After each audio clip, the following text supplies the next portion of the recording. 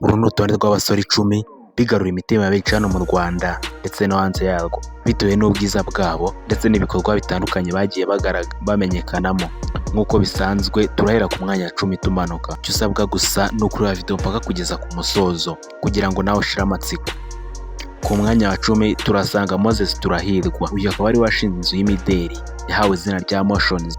Uyu musore utangaje rero nubwo yagiye avugwaho udushya twinshi nko kuba yaragerageje guhindura indangamuntu ye ahanditse igitsina gabo agashaka kuhashyira igitsina gore, agashinjwa kenshi gukoresha itabi ry'urumogi nawe ubwo akaba yarabyiyemereraga, ndetse abantu benshi uyu bavuga yuko ari umutinganyi ndetse nawe mu mvugo ze rimwe na rimwe akaba ajya abyiyemerera. Ariko ibyo ntibikura yuko abagore n'abakobwa babundira imiterere ye y'umunsi ku buryo ubona yuko ari umusore uri fit mbese ushinguye, ndetse abagore benshi bavuga yuko bamukundira igikara cye, abandi bakavuga yuko bamukundira kuba ari creative mu byo akora. Uyu rero akaba ari twashyize ku mwanya wa 10 mu basore bakunzwe cyane n'abakobwa hano mu Rwanda. Ku mwanya wa 9 turasangira Dukunda Wilson uzwi ku izina rya Rutambi. Uyu rero yamenyekanye cyane kuri Red Bull GD kubera uruhare rwe mu gusetsa abantu mu buryo budasanzwe. Rutambi kandi yanagaragaye muri filime zitandukanye z'uruhererekane hano mu Rwanda. Wakongeraho utundi dushya ashyira ku mbuga nkoranyambaga ze bikamufasha gukurura abantu benshi bamukurikira. Rutambi kandi akomeje kwigarura imitima ya benshi kubera ingano ye idasanzwe. Uyu kandi nawe umushidikanyaho kubera ko niwe musore wa mbere mu Rwanda wakoze umubiri. Ikindi kandi wamenya kuri Rutambi ni umutoza wa siporo wabigize umwuga. Rutambi rero afite abafollowers basaga 149 ku rubuga rwa Instagram. Twose cyane ku mwanya wa 8 turasanga Kwizera Jean Bosco uzwi cyane nka Juno Kizigenza. Uyu ni umuhanzi w'umunyarwanda uzwi cyane mu njyana ya Afrobeat, R&B na Pop. Yamenyekanye cyane mu muziki nyarwanda kubera indirimbo ze zikundwa cyane. Ahangaha izo twavugamo nka Birenze, Nazubaye, Shenge ari naherutse gusohora vuba ndetse n'izindi zitandukanye.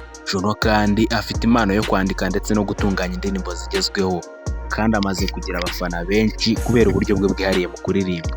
Uyu kandi yavutse ku wa 23 mu Gushyingo mu mwaka wa 2000.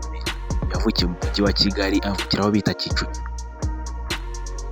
Juno Kizigenza afite abafollowers barenga 285 ku rubuga rwa Instagram. Uyu rero tukaba twamushyize ku mwanya wa 8 kuri rutonde dushingiye ku gukunda agaragarizwa n'abafana. Ku mwanya wa 7 turasanga Mugisha Fred Robinson uzwi ku izina nka Element L.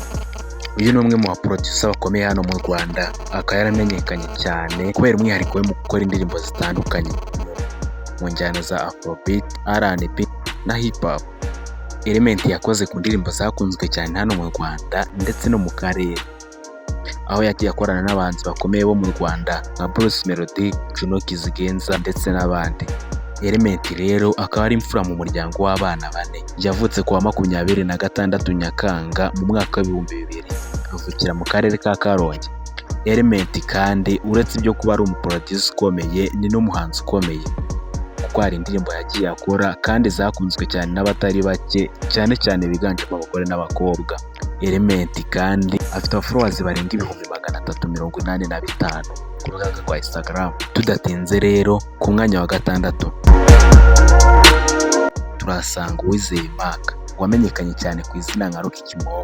Ni umusobanuzi wa filime wagafasha hano mu Rwanda ku buryo n'umwana muto atangira kumenya ubwenge yareba filime ya Rocky acyumva ijwi rye akamenya yuko ari Rocky Kimomo uri gusobanura filime. Ibyo kandi byongera gushimangirwa n'abantu bafata amafilime ku ba DJ, aho usanga bavuga ati mereza filime yabikubita cyangwa ari igihinde ipfa kuba yarasobanuwe na Rocky. Byakugora kwanga filime yasobanuwe na Rocky ko ni umuhanga mu byo akora kandi akaba umwe mu bagira abafana benshi cyane cyane biganjemo abagore n'abakobwa kubera ijwi rye ryiza n'uburyo akora akazi kabishyizemo umutima. Rocky Kimomo afite abafollowers barenga 615 ku rubuga rwa Instagram. Mbere yuko twinjira muri top 5 rero ndagusaba gufata amasegonda make yo gutera inkunga ino channel. Ngaho kandi like kuri no video kandi niba utarakora subscribe kuri no channel ndagira ngo ubwire ko icyari cyo gihe cyawe cyo kubikora kugira ngo utazagicikwa n'ibindi byiza tudasiba kubagezaho umunsi ku wundi. Nimba wamaze gukanda subscribe reka nkubwire ngo kana kukazogera kugira ngo part 2 igiye kuza uru rwa rutonde rw'abasore 10 bakundwa n'abakobwa ndetse n'abagore kurenza abandi hano mu Rwanda, ariko bibaye ngombwa yuko tubahereza part 1 ndetse tukaba tugiye kubahereza part 2. Iyi part 1 yarimo guhera ku 10 kugeza kuri 6, noneho part 2 igiye kuba irimo guhera ku wa 5 kugeza ku wa mbere. Ngo reka tubane muri part 2, reka mbabwire ngo iyi yari Igize Trending Rwanda, naho njyewe Darix.